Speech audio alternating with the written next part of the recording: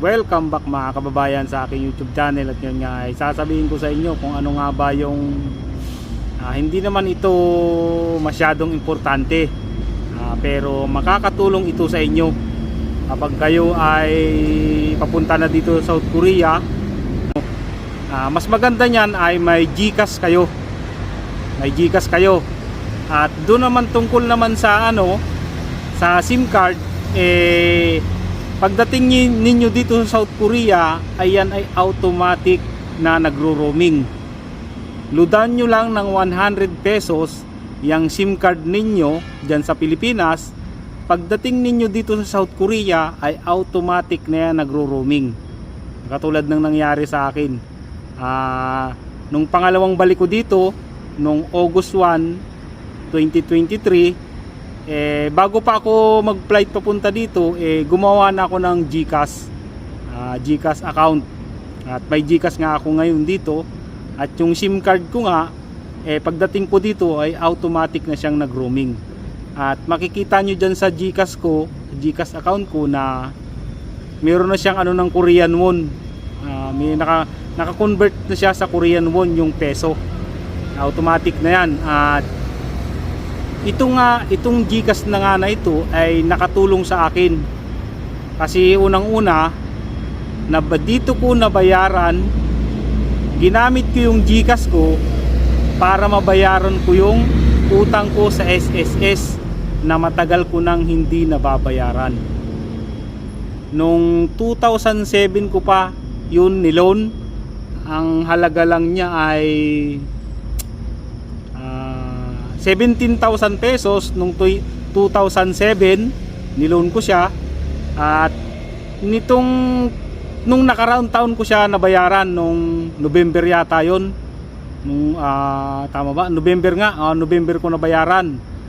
Sa nag-apply ako ng condonation sa SSS at naaprubahan naman siya. At yun, dun malaki yung na-discount ko nung in-apply ko siya ng condonation.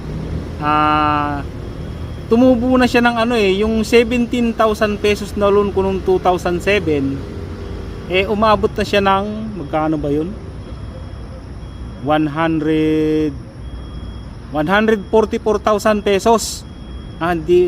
Tingnan na lang dyan, ilalagay ko na lang dyan, parang 146 ba o 144,000 pesos na yung babayaran ko, kasama na yung interest saka yung penalty.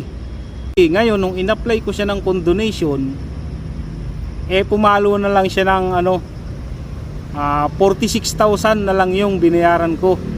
46,000 pesos na lang yung binayaran ko. Kasi pag in-apply mo siya ng condonation, yung penalty niya ay mawawala na yon. Ang pinakamalaki talaga ay yung penalty.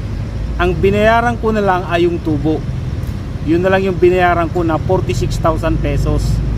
At malaki talaga ang may tutulong ng GCash. At isa pa, ito rin yung ginagamit ko. GCash din ang ginagamit ko para makapaghulog ako, kasi ako'y nag-iipon ngayon sa Pag-ibig MP2. At ang naihulog ko na nga ay malaki-laki na. Nag-umpisa ako ng hulog ay nung October yata yun, November ba? October nung nakaraang taon lang, 2023. Nag-umpisa ako hanggang dinire-diretso ko na. Monthly ako naghuhulog sa Pag-ibig MP2 at malaki talaga ang tubo. At GCash din ang ginagamit ko, kaya malaking tulong talaga ang GCash. At paano ko nga ba nilalagyan ng pera yung GCash ko?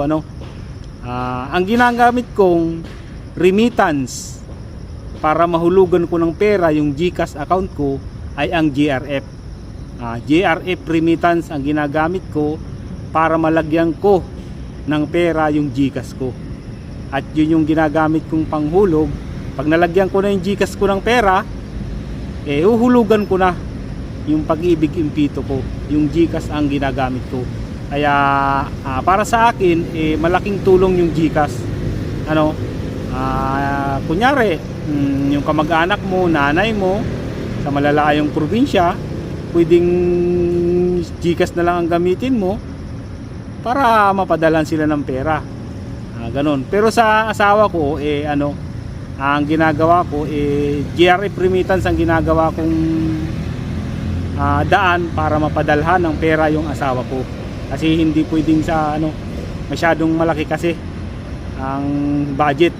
Yung budget na pinapadala ko every month, 1 month budget ay hinuhulog ko sa GRF at kinukuha ng asawa ko sa mga naman sa katulad ng Palawan Pawn Shop, doon niya kinukuha yung padala ko, o kaya ay LBC, yan dyan na cash pick up yung pinapadala ko sa asawa ko. Kunyari pinadalan ko ang asawa ko, tapos ibibigay ko lang sa kanya yung yung transaction number, i-screenshot ko lang yung transaction ko sa GRF, tapos ipapasa ko sa Messenger. Yun, papakita lang niya doon sa mga Cebuana, Palawan Pawn Shop at saka LBC, o doon niya nakukuhanin yung pera. At para na rin doon sa mga kababayan natin na nandito na sa South Korea at matatagal na dito, at kung gusto nyong mag-ipon ng pera na malaki ang tubo kaysa sa bangko, mag MP2 savings account na kayo sa Pag-ibig. Madali lang, maraming tutorial sa YouTube kung paano mag-open ng Pag-ibig to savings account, at maraming nagbablog dyan kung paano mag-open yan. At kailangan nga lang dyan active yung Pag-ibig yung Pag-ibig P1 ninyo ay active para makapag-open kayo ng account sa MP2. At madali lang naman yung yung pag-active ng Pag-ibig number ninyo, kailangan nyo lang hulugan. Kunyari ngayon gusto nyong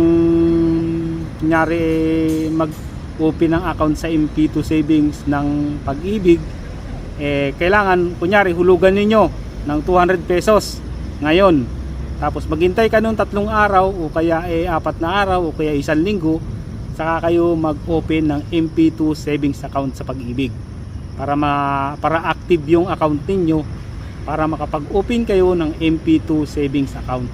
Ganun lang yun. At kung may mga katanungan kayo, yung mga kababayan natin na nandito sa South Korea na gustong mag-ipon sa Pag-ibig MP2, maaaring kontakin nyo lang si James Pag-ibig. Nandito siya sa South Korea, sa Philippine Embassy sa Itaewon, nandun siya. At pwede nyo siyang i-message sa Messenger at nagre-reply naman siya. Yun nga lang, siguro mga 1 araw o 2 araw bago mag-reply, kasi marami rin namang nagme-message sa kanya. Hindi natin masisisi yung tao kasi marami din talagang kumukontak sa kanya para mag-open ng MP2 savings account. At yan lang muna sa ngayon mga kabayan. Maraming salamat sa panonood at sana'y may natutunan kayo sa video ko ngayon, at magkita-kita ulit tayo sa susunod ko na upload ng video. Bye bye!